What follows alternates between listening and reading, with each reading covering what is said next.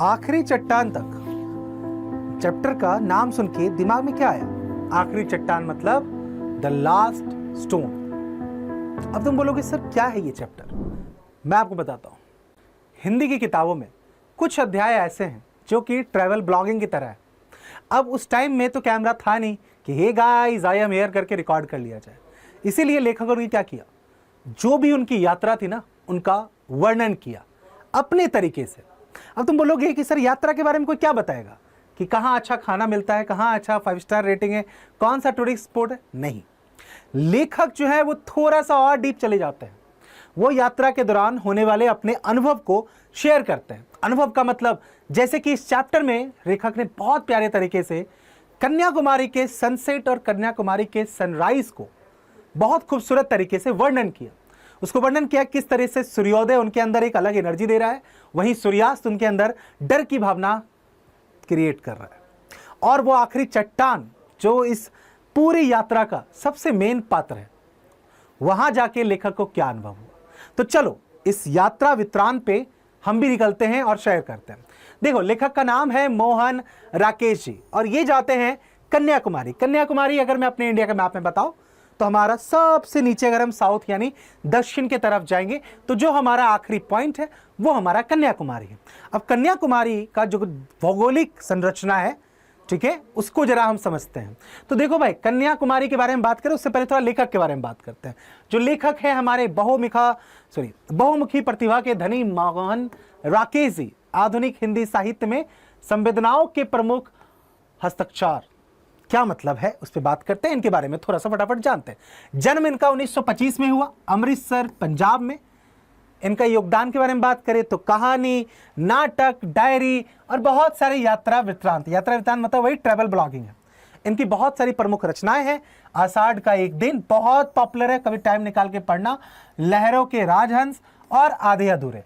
सम्मान की अगर बात की जाए तो संगीत नाटक अकेडमी पुरस्कार से सम्मानित है ये। विशेषता अगर मैं बताऊं तो बहुत सारी चीजों को अपने तरीके से, है ना, भावों के साथ बहुत गहराई के साथ आधुनिक जीवन की जटिल चीजों को ये बहुत अच्छे तरीके से अंकित करते हैं। इसको आपको ना इस चैप्टर में समझ में आएगा। तो हम बात कर रहे थे कन्याकुमारी के बारे में। कन्याकुमारी की जरा हम भौगोलिक संरचना को समझें तो भाई, कन्याकुमारी के पश्चिम यानी कि वेस्ट में अरब सागर है, अरेबियन सी।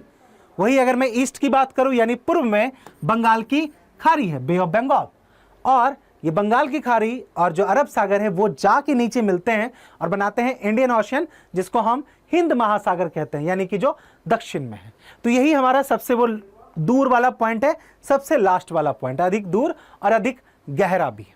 अब जो लेखक हैं हमारे वो पहुंच गए कन्याकुमारी। कन्याकुमारी में वो एक होटल में रुके और अब निकले हैं वो अब थोड़ा सा सनसेट देखने।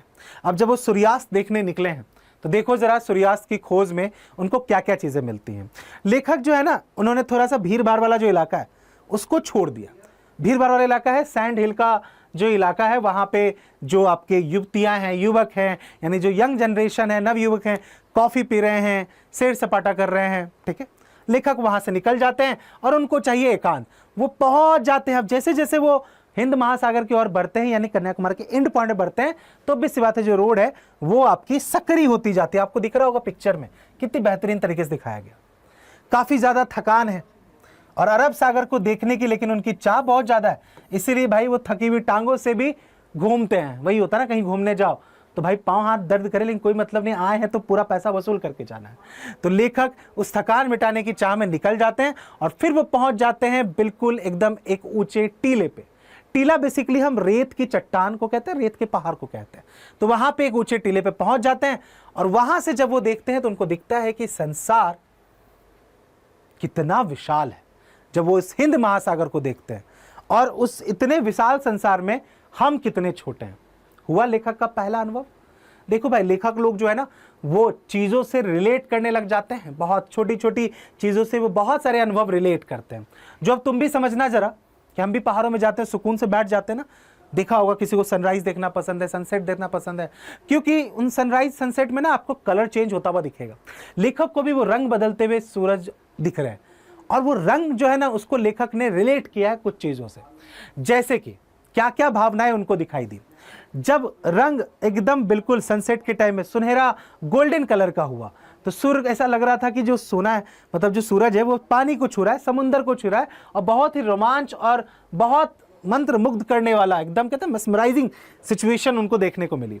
थोड़ा और टाइम बीता, अब जो सूरज है वो अपने गोल्डन येलो से थोड़ा सा रेडिश हो रहा है, लाल रंग का हो रहा है, लाल भी कैसा, खून जैसा लाल, और ऐसा लग रहा है कि सूरज जो है वो बेबसी में डूबता जा रहा है। यहां पे विस्मय, विस्मय यानी कि उदासी का बोध हो रहा है, ठीक है। जो अभी तक रोमांच था अब अनुभव क्या है, उदास का। सूरज डूब रहा है, लाल रंग से रंग हो गया है बैगनी, अब ऐसा लग रहा है ये पूर्णतः उदासी का सिंबल है। तो आप देखिए जरा, सूरज के रंग बदलने को लेखक ने अलग अलग अनुभव से बताया, और फिर वो सूरज जब पूर्णतः डूब जाता है, अंधेरा छा जाता है आसमान में, यानी कि काला, काला यानी कि भय और अकेलेपन का प्रतीक, कि अंधेरा हो चुका है, एकदम हल्की फुल्की जगमगाहट सी है, लेकिन उसमें डर सा लग रहा है।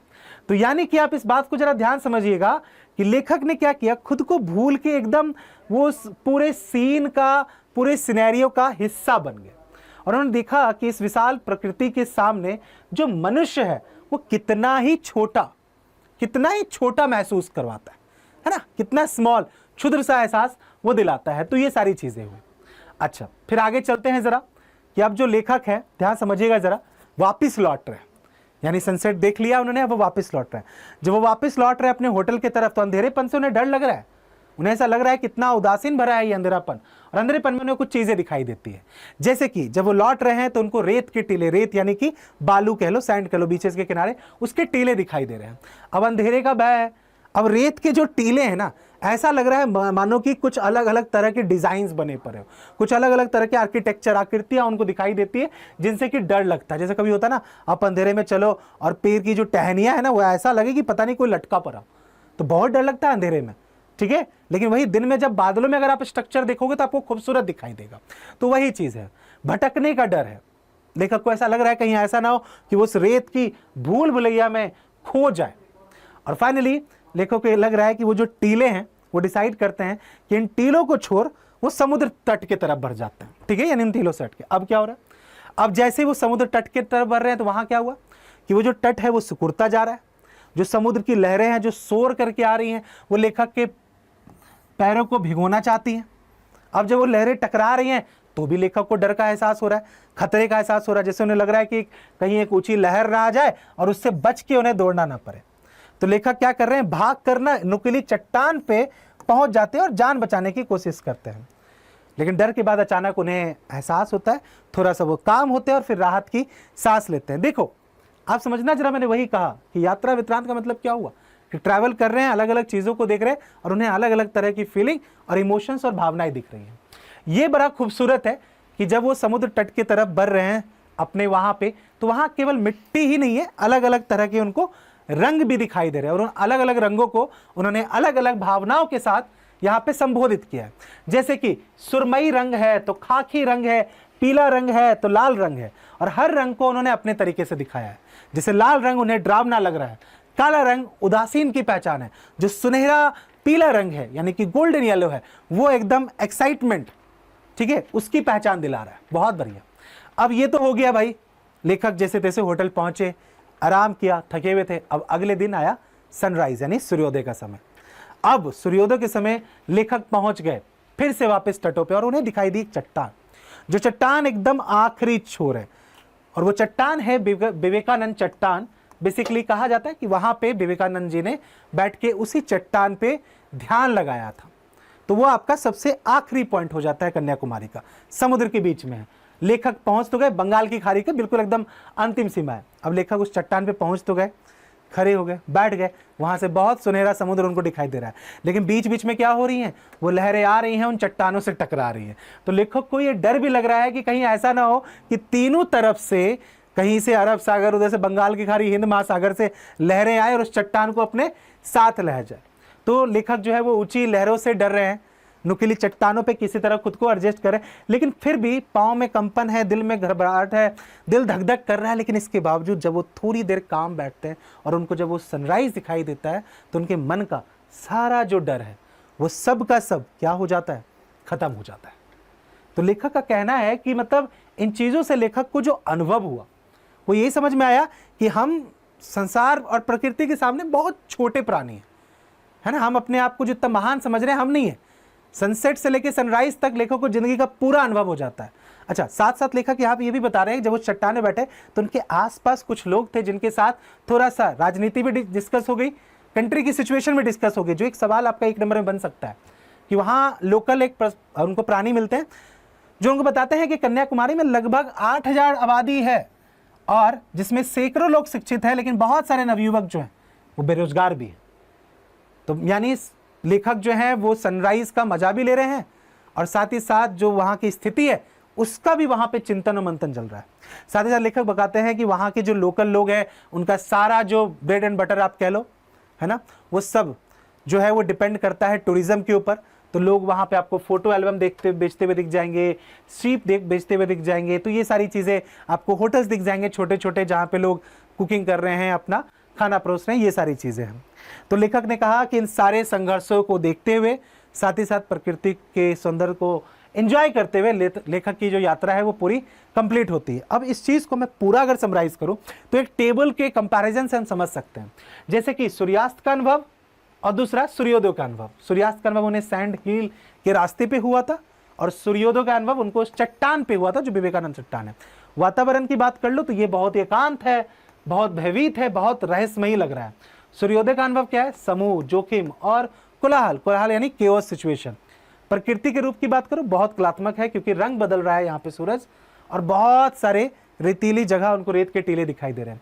सूर्योदय की बात करो तो एकदम सूरज का रौद्र रूप देखने को मिलता है, खतरनाक लहरें उनको देखने को मिलती हैं। भावना क्या हुई? सूर्यास्त के टाइम में जो भावना थी वो एकदम ऐसे भय से भयभीत, मतलब ऐसा लग रहा है किसी चीज से आप बिछड़ रहे हो, टूट रहे हो। वही अगर सूर्योदय की बात करें तो यहाँ पे उनको मृत्यु भय भी हुआ है। यहाँ पे उन्होंने अपना कहा कि मैंने साहस दिखाया बट वो साहस दिखावटी था, बस मैं शो ऑफ कर रहा था बट मैं अंदर से बहुत डरा हुआ था। साथ ही साथ यहाँ पे उनको मानवीय सहानुभूति भी देखने को मिली जब उन्होंने आपस में जो आसपास के लोकल लोग हैं उनकी सिचुएशंस के बारे में बात करी है। केंद्र बिंदु अगर मैं बात करूं तो सूर्यास्त का जो केंद्र बिंदु है वो प्रकृति का दर्शन है, जबकि सूर्योदय का जो केंद्र बिंदु है वो समाज का यथार्थ, यानी वो बेरोजगार युवा, इन सब चीजों के बारे में बात हो रही है। तो यहाँ 2 तरह के अनुभव है जिनके बारे में बात करेंगे। अब ये फाइनल आपका वो समरी है कि लेखक को बाहरी यात्रा में क्या क्या अनुभव हुआ और भीतरी यात्रा यानी अंदर से जो उनको दिखा कि शक्ति के विस्तार के सामने मनुष्य के छोटेपन का एहसास होना। तो ये था अपना ट्रेवल ब्लॉगिंग कह लो आप हिंदी में, कन्याकुमारी का लेखक के द्वारा। अब तुम ये बताओ कि तुम अगर किसी यात्रा पे जाओगे और या अभी तुम गए हो किसी यात्रा पे तो तुम्हें बाहरी सौंदर्य तो सब दिखाते हैं, भीतर से तुम्हें क्या अनुभव हुआ था? क्या कोई चीज़ तुम्हें क्लिक कर गई तो कमेंट में बताना ज़रा। बाकी पीडीएफ के लिए यहाँ स्कैन कर लो और ये पूरी प्लेलिस्ट है क्लास 9th ओपी की, पूरा हिंदी का चैप्टर यहाँ मिलेगा। और हाँ, ये पीडीएफ चाहिए ना, कमेंट सेक्शन में जाओ, पहला लिंक देखो पिन किया हुआ है, पीडीएफ डाउनलोड करो। बताना ज़रूर कि कोई यात्रा तुम्हारे दिल को छू गई क्या। Unacademy. Let's crack it.